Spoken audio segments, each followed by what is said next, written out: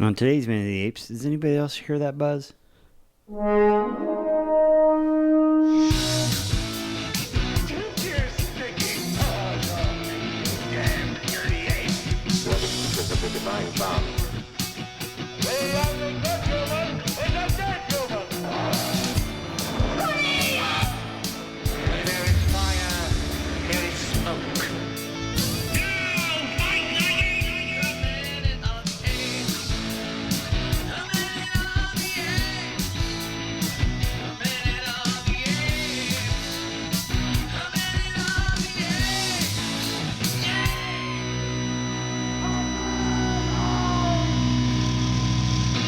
Hello and welcome to Minute of the Apes, a daily podcast where we break down every minute of the Planet of the Apes movies, 1 minute at a time. I'm Todd, and my headbanging partner across from me is Richard, as he heard the end kick of that song. And then holding our special guest today, little Gertie in his lap. Our little monster who's helping us edit the shows. How old is Gertie now? She was born on December 1st, 2022, so a year and a month. So she still has a little puppiness in her. Oh, she's still a puppy, yes. Yeah. And what she likes to do, she is very tantalized by the fact that in my studio analness, I have Velcro straps on everything so I can wrap my cords nice and neatly. She loves those Velcro straps. In fact, we had one episode today where we were playing back one of the minutes, and everything went dead, and we look over, and Gertie has pounced on my backpack over there, which in turn, what's that? Is it Rube Goldberg? Where you, yeah. It's almost like she created a little mini, like just a little mini kunk, and because of her jumping on my backpack, it turned off everything, which then made everything fall apart. Yeah. So to prohibit those actions and not having to put her in her cage, Sean's being a good daddy and holding his baby in his lap today. Well, she's being good right now. Have you watched the show Bad Sisters? No. What is that? What it has a Rube Goldberg opening, and it's all CG, and so it's annoying. Okay. Well, I don't know if it's all CG, but it's got CG elements to the actual device machine, and it's just like. What network / provider is that on? It's Apple TV Plus. Well, that's why I haven't seen it. I've got Apple Plus, but It's a really good show, but the opening credits drive me bonkers. For whatever reason, that got disconnected for a while, and I never reconnected it, and I recently turned it back on. And once Abby goes back to school, maybe I'll start watching some Apple shit again. But Bad Sisters is actually a really good show. Is it really? Yeah. I think I know about it, but I mean, how about this? It's got a lot of nice little twists and turns, as opposed to just being I'm really relieved to hear that 1899 has already been canceled, so I don't have to worry about finishing. I texted Todd. I texted Richard that as soon as I saw it. So did you watch the rest of it? I watched 7 of the 10 episodes, and I got to the point where I was like, I wish they would give me something to hold on to. Did you hear about what it's about? You told me, yeah. Do I just want to finish it? I don't know. Well, think of it this way. You're not going to get a season 2, so what do you care if you get spoiled or not? What was that show? Are they Life on Mars? Yeah. Yeah. Has a similar idea to it. I don't think I watched it. So what, were they in an insane asylum? A spaceship. Oh, fuck. Now I'm going to have to watch it just to see it so I can really go, are you fucking kidding me? The magic was within them all along. Chris gave up on the show, hopped online, read the ending, shared it with me. I've only watched a few of the episodes, but I was half watching it the entire time. So when you're like banging your head against it and Chris has already given up on it, I'm just laughing. Like, the minute you hear what it's about, you're gonna just like. It's one of those almost like this movie where I liked a lot of the actors. I think the actors are very interesting people. The guy that played the captain of it, I thought, Wayne, I want to see him in more stuff. It was just one of those, it's like this movie. You have to build things and reward people for them investing the time to think about your story. If you don't give me something, when you get over here, I'm like, I don't care because you're going to strip it away from me again. And I feel that way with this. So, fuck, I'm already mad. Let's go. Sean, minute 55. Fucking tell me what's going on. All right, we're going to start minute 55 with a chimp asking Thade to come quickly and ends with apes being locked up for amusement or scientific experiment. Okay, I have calmed down. Minute 55, Marky Mark. Minute of the Planet of the Apes of the Not on a Spaceship. You must come, quickly. Alert the outposts. Don't let the humans pass. I understand, sir. Apart from my father, I rely on you the most. We are not just soldiers. We are friends. I am depending on you. Yes, sir.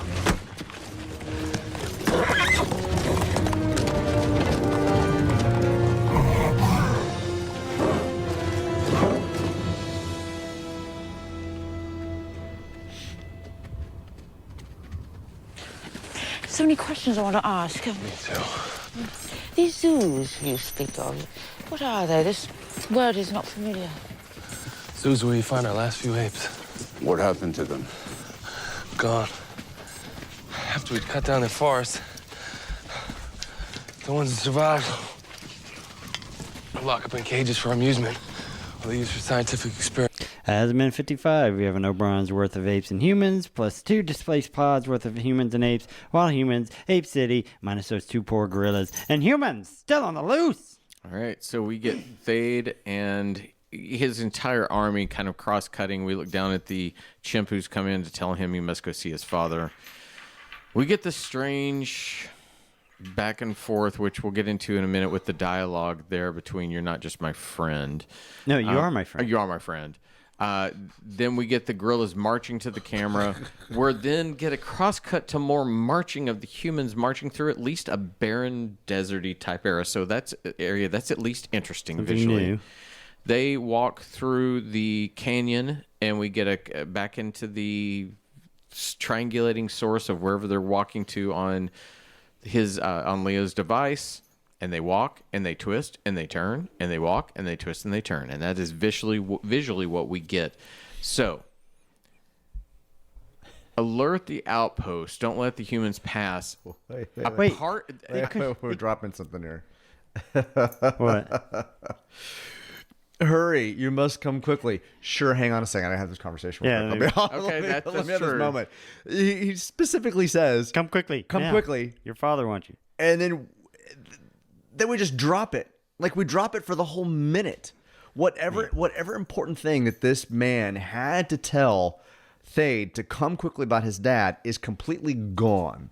We get this great tease and then nothing for the That next is true. 55 seconds. Well, and then, okay, so we get the weird juxtaposition, too, of, okay, alert the outpost, don't let the humans pass. I understand, sir. Apart from my father, I rely on you most.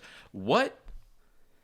Why is okay, apart from my father, we've not seen any his of this father in this first before. hour, I have not. And then I rely on you most, which again, I've now established my father's more important than you. Why am I sitting here talking to you?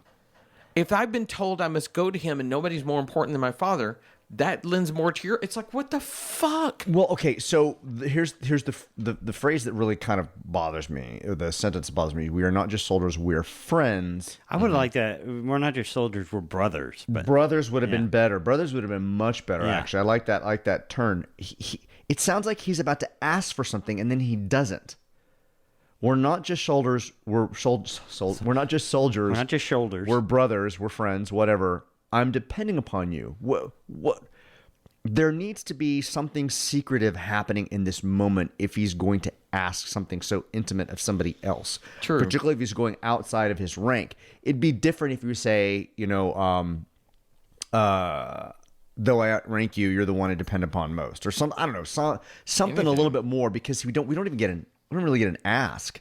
It's just odd. So also, how is an outpost going to stop the humans from escaping if they couldn't keep them from escaping the city?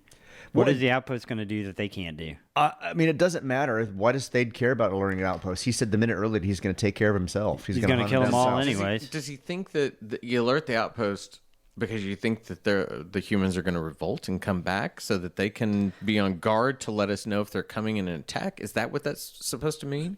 Because I can't think of why you alert an outpost otherwise. When he said they're not in the city walls, then they should have said alert the outpost, make sure the human doesn't pass. Like, it should have been a little higher up. Yeah. It's just a weird. Here's He's not in the city. I will hunt him down myself, but just go ahead and alert the outpost. Don't let him pass. And so here's another thing. As far as we've seen, this is not a very technologically advanced civilization. They've got horses. They've got the wheel. They don't have any electronics that we can see. And they're not using birds for communication. So if I'm going to alert an outpost not to let humans pass, I'm going to have to go to that outpost. Right. So you're A, assuming I'm faster than the humans, and B, that humans haven't already passed the outpost. So I Haven't can already get to killed the people in the Yeah, outpost. so I can get to the outpost and alert them, but the humans might have already passed it by 10 hours by then. So after Thade rides away and Michael Clark Duncan Sorry, growls. I'm still hung up on this friends. I just can't. whenever I said, we're friends.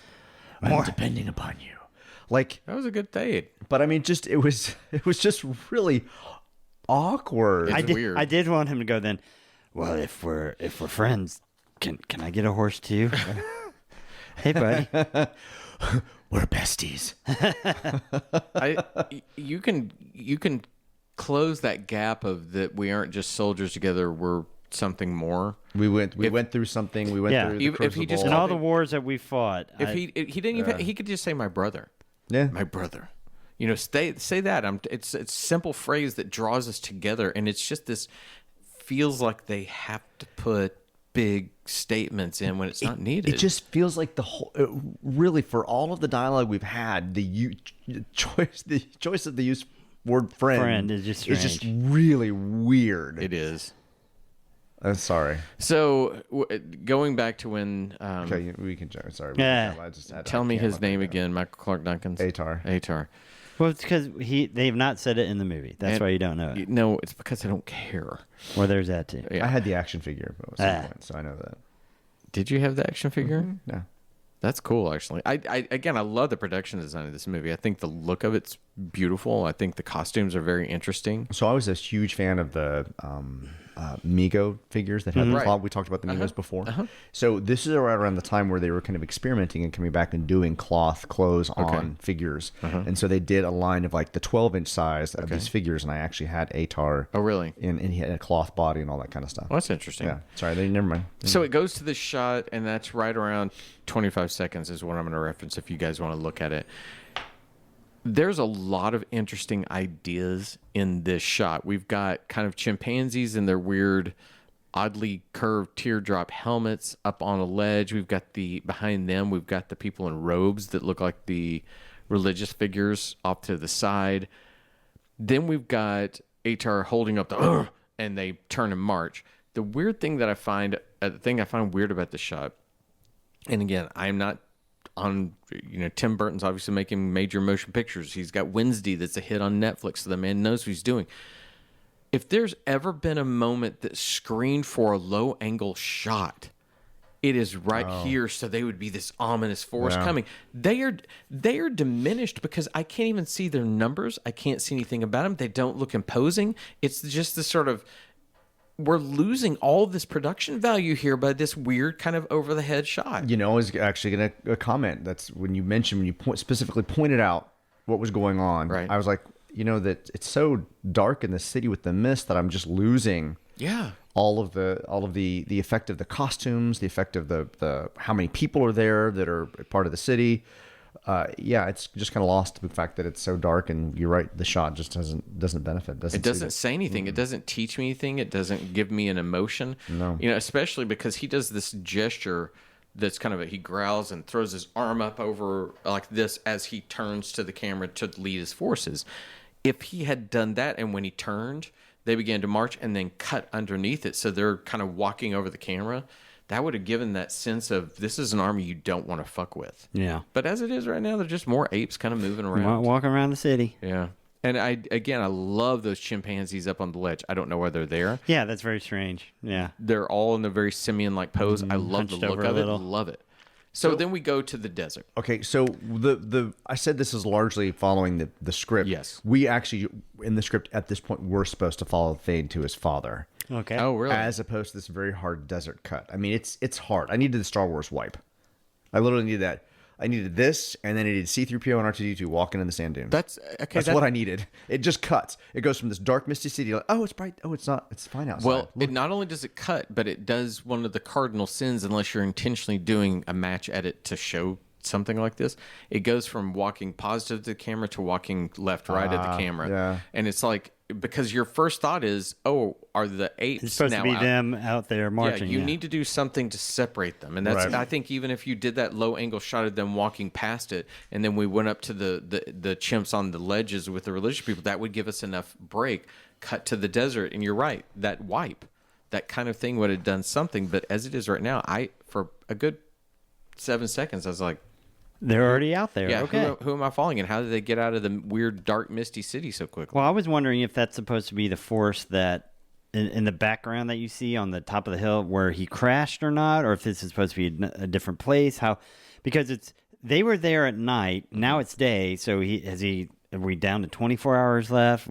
How long does he have to get there? Another interesting cut too. Leo is following his little tricorder location finder. Why not cut directly to it? Yeah, that would have been that's what Richard needed. Instead of you go from the apes to then that we're with the humans instead of.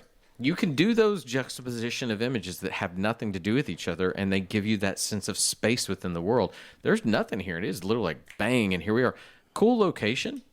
Yeah. Deserty. I like it. I love to Sean's point, is that the place where they crashed, the vegetation up here. I love the look of it. It's obviously a matte painting, but still it's pretty damn cool.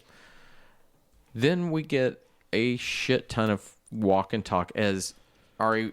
So many questions I want to ask. So many questions. So many questions.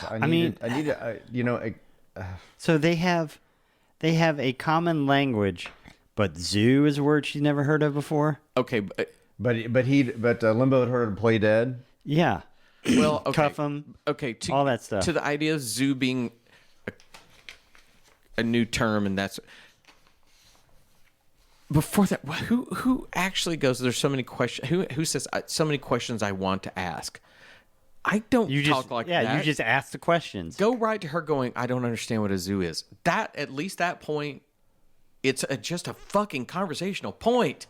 Get to it. It's just, Jesus Christ, a 3-year-old wrote the script. So we're moving to where his tracking device is. Mm-hmm. We still have no idea what he intends to do with them when he gets there. Mm-hmm. If he's just leaving them, if he's there's still something lacking. Why they're following him? Are they expecting? That's a good point. Are they expecting him to save them from the apes in the city? Is that why Ari's now tagging along? What are they going to do with Limbo? Her question should be centered on some of those things, not fascination about him. I mean, fascination about him might make sense if this was Zira in the first movie, where she's just studying humans. Right. There's just this lack of urgency. He's just kind of sauntering. They're walking around. I mean, with this whole scene needs a little more Joan Rivers dot Matrix. Needs a little more of that. Yeah.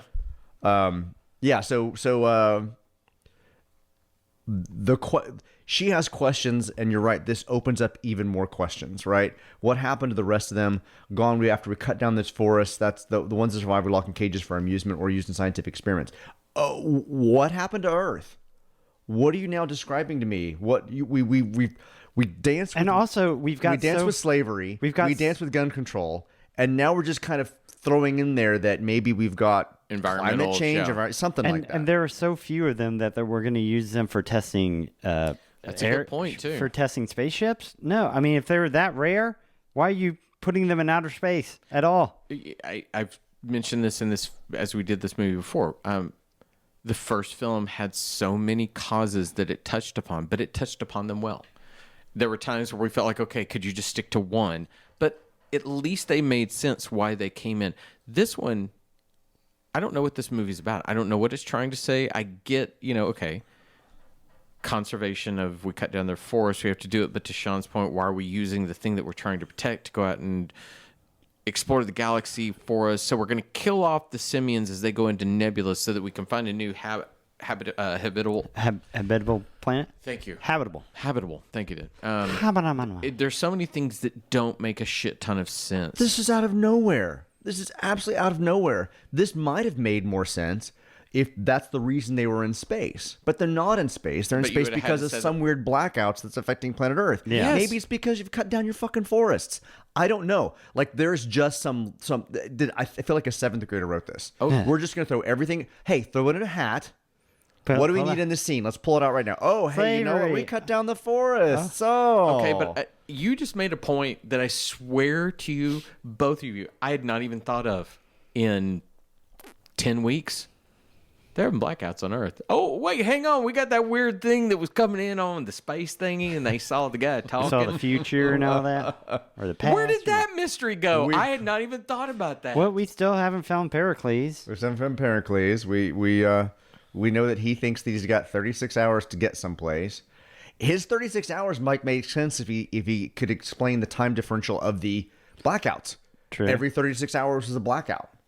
That might make more sense. That would be interesting. If that had been said early on when he says he's got 36 hours until the next power failure, to the next blackout. That would even somehow correlate this planet to the blackouts that are happening on Earth and things like that. There are blackouts every 36 hours. Tell your mother about it. You know, he could have been Marky Mark in that moment, flare his nostrils and be excited about it. But he doesn't even put it together because there is no inherent mystery in this. If we were... This line, we cut down their forests, the ones that survived we locked in cages for music or used in scientific experiments. If this were a tease for a later movie, maybe, but it just kind of out of nowhere. It's like we're throwing all of the hot topics of the day and just going to throw them in the script here, and you can just grab onto whatever you want. This could have been an interesting little side conversation if he and Ari are walking ahead of everyone. If let's say that this is actually well set up, that why they're following him, okay? And they're just walking along, and they think they've got an insurmountable lead over the apes who are charging after them, right? And they're just talking.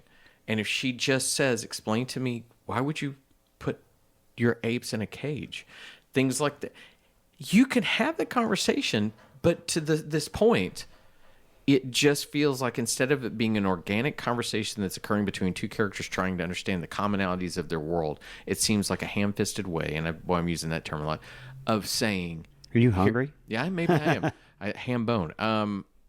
Let's insert another cause. Let's insert another trying to find the logic. Let's insert all these things. And if anything, it's only making it harder to understand. To your point, I hadn't even really noticed this, but you're right. They've got this a gaggle of humans, I think is what you call them. I guess so. And they're right. They're just walking down this path in a zigzag thing while Mark Wahlberg talks to the air because Ari's just asked him a question as she kind of follows along. And I just have no sense of why these people are there or what they're doing or why they're not looking around. We've got the young kid gunner pointing the spear at Limbo as if he's about to run away. Oh, is he really? I didn't know. Yeah, that. I mean, he's not doing anything. Nobody's listening to what Leo's saying other than Ari. It's just it's not a conversation it's not a conversation people that were on a quest or a hike would be having or doing. They'd be doing something a little bit more. Everybody would be engaged somehow. You know, and then Leo, so they're gone after we cut down the forest. And then I noticed this right when we were playing Back the Minute today. The closed captions even say panting. Mm-hmm. Leo is in pretty fucking good shape. Why is he constantly out of breath? He's just always... And then they exchange water. And the reason I went and looked at this and it came back to my mind, as you said, no one else seems... So he takes a swig from the canteen, hands it back, and Estella suddenly has a look of worry and concern. They were locked in cages for amusement.